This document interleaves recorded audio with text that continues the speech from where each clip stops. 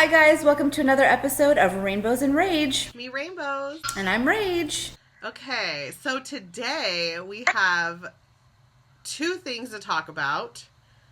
Covfefe and Kathy Griffin. Yeah. Okay, so should we talk about this random Twitter nonsense first? We should. So, Covfefe, whatever the hell it actually means, only Donald Trump and Sean Spicer know apparently. So, I mean, making up your own language, tweeting early in the morning out to the Twitterverse and not sounding presidential, it embarrasses me, and I'm not even the president. I'm not even the one tweeting this stuff. Clearly, it's a typo. Obviously, it's a typo. It's an incomplete thought. He just left it that way and went to bed or did whatever he does. And woke up in the morning after 9 and basically kept it cryptic, and nobody still knows what it means. It's clearly a typo, but he's just refusing to admit to fault or admit to any kind of mistake. And so does apparently Sean Spicer, because now they're saying it's some kind of secret language that only the people that need to know. And then he's like, oh, and then he tweets again, oh, can anyone figure out what it means?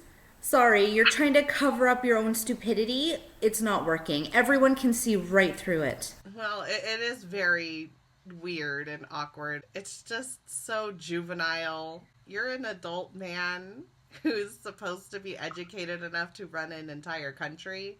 Well, this is what happens when you pay your way through school instead of actually earning a spot and educating yourself. He didn't even acknowledge that there was a spelling mistake. He didn't acknowledge that I wasn't in a complete thought. Like, he could have woken up and said, oh, my bad. Like, I fell asleep while telling you all about the terrible media coverage and then, like, went on with it. But no. It is so painful to watch. But yeah, so I love me some Kathy Griffin. I love me some crazy redhead Kathy Griffin.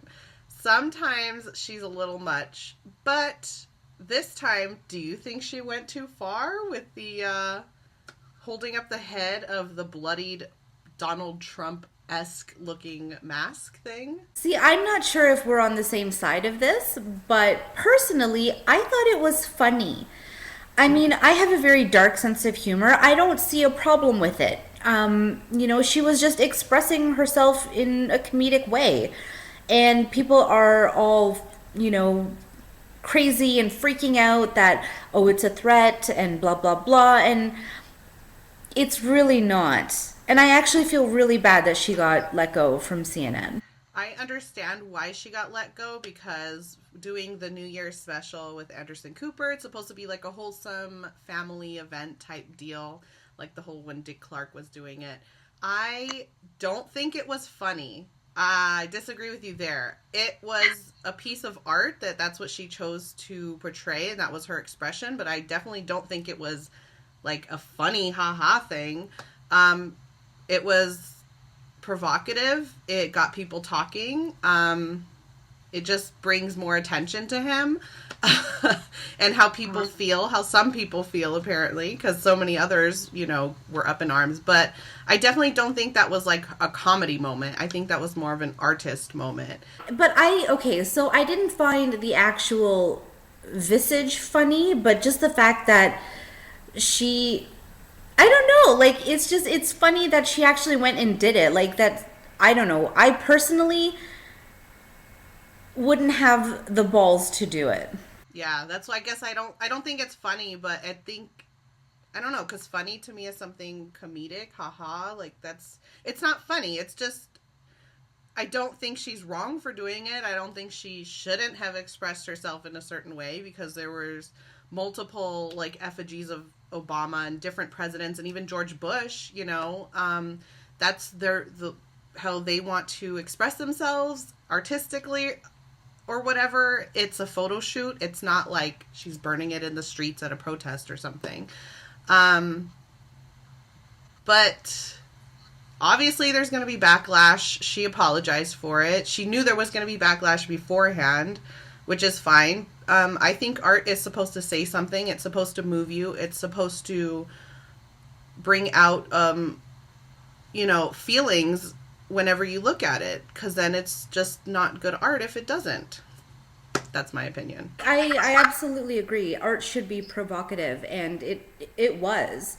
And I don't know. Did you see her apology? Yeah, I did. I felt so bad for her after. Ugh. I don't feel anything. I feel like she had to apologize because she has many fans and viewers of all walks of life and all different sides of the political spectrum, possibly. And she's, a person of notoriety, so I guess you have to apologize. When has Donald Trump apologized? Well, I'm not comparing the two of them. I'm just saying, but like notoriety doesn't mean that you have common sense. At least she has the common sense and the decency to apologize. I don't know. Well, we don't know who told her she had to or if she did it on her own. So that's behind closed doors. I have no idea. I don't know if it's common sense because she knew ahead of time that this would provoke these feelings in people when she told the photographer, me and you are going to have to move to Mexico right after this shoot, right? Like, right. She was joking about it. She knew it was something that was going to strike a chord with a lot of people. And I personally don't see the need to apologize. I think people are really sensitive, like overly sensitive. People are way too fucking sensitive right now. Yeah, I don't think it was funny. It was a cool piece of art. That's her take on it. She shouldn't have to apologize for what she is showing as art. Just as the people that did many things I'm putting this in quotations, in bad taste about past presidents, I don't feel they need to apologize because that's a political statement that they're making. Regardless of whether I agree with them or not, doesn't make it any less impactful.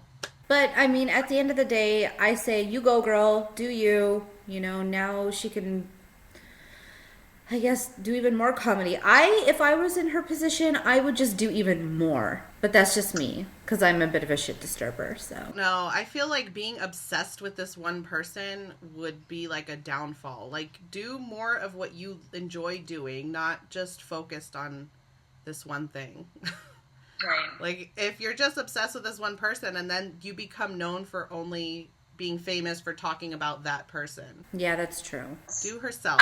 Put focus on her and how cool she is and not how terrible that guy is. Before we go, can I just mention one last thing? The Paris Accord. I did not get to read up on that. Okay, so Donald Trump, not too long ago, it was today, he went out into the Rose Garden, ironically, and said that he was going to pull the U.S. out of the Paris Agreement. And 70% of American adults believe that there should be research into green energy and taking care of the environment. And in his speech, he said that he was, representing Americans and that he is speaking up for Pittsburgh, not Paris.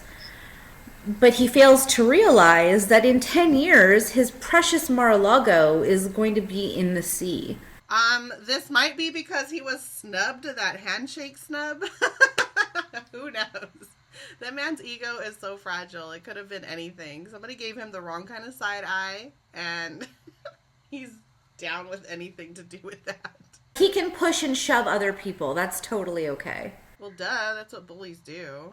So, yeah, just another random ranty political video, I guess. We will talk to you guys later. I'm sure so many more things will come up. Well, guys, don't forget to like, comment, and subscribe for us. Like, comment, and Covfefe right now. Bye. Bye.